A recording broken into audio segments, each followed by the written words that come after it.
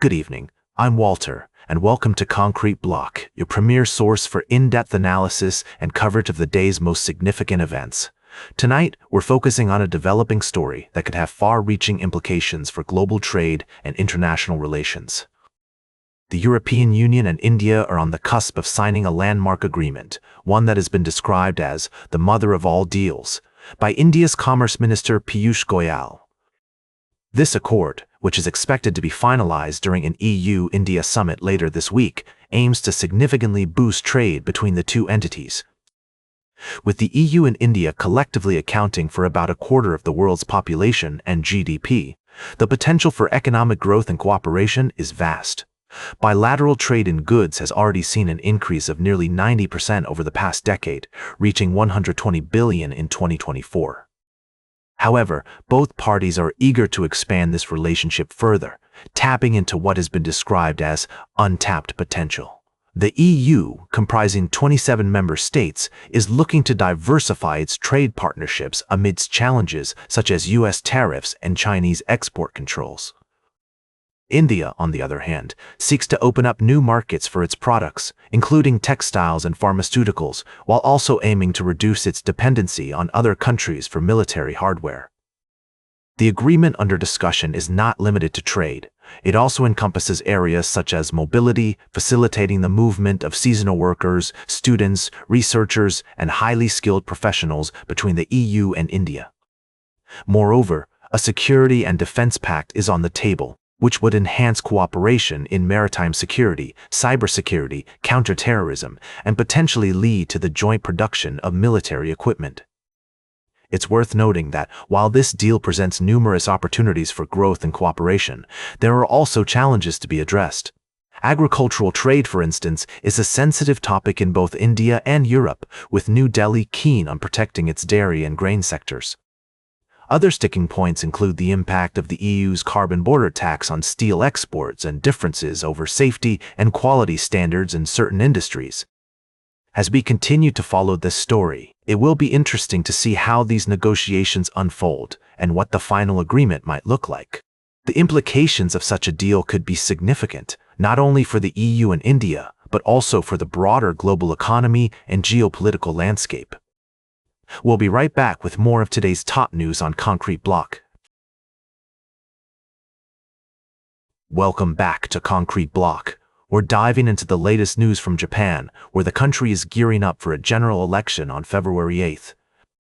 The ruling party, led by Prime Minister Sanae Takaichi, is facing a tough challenge from opposition parties, and voters are weighing their options carefully.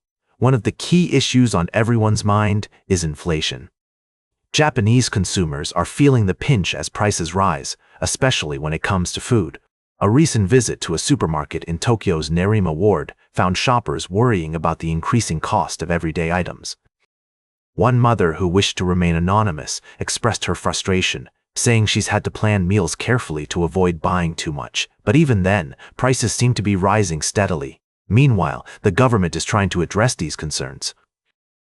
The Liberal Democratic Party, led by Prime Minister Takaichi, has promised to take steps to control inflation and support low-income households. However, opposition parties are skeptical, arguing that more needs to be done to tackle the root causes of the problem.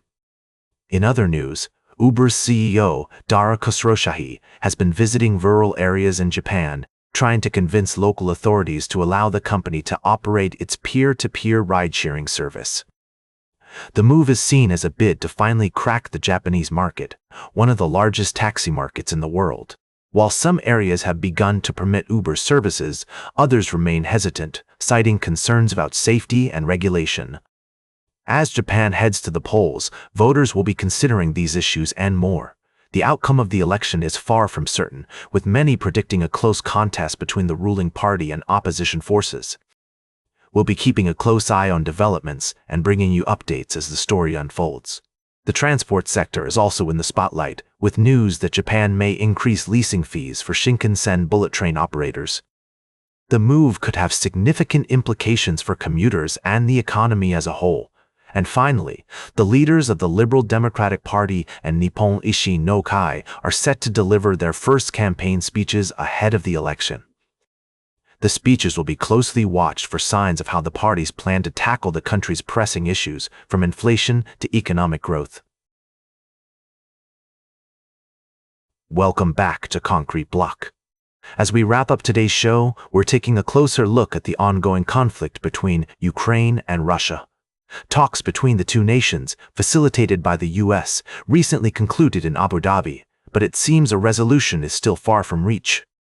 The Ukrainian capital, Kyiv, has endured yet another barrage of airstrikes, leaving thousands of buildings without heating or basic amenities.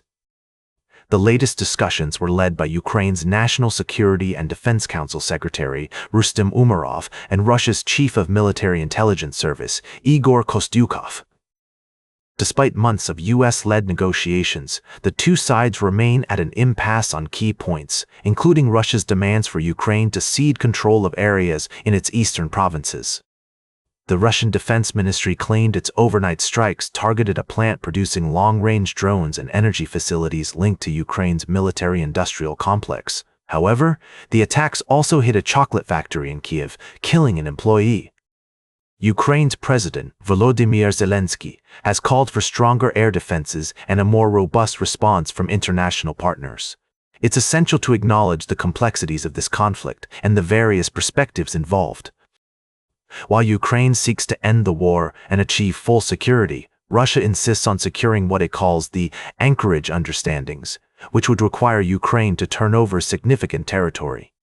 As we strive to provide a balanced view, it's crucial to recognize the human cost of this ongoing conflict. The people of Ukraine deserve our attention and support as they navigate this challenging time. That's all for today's Concrete Block. Remember to like, share, and subscribe, and until next time, stay informed.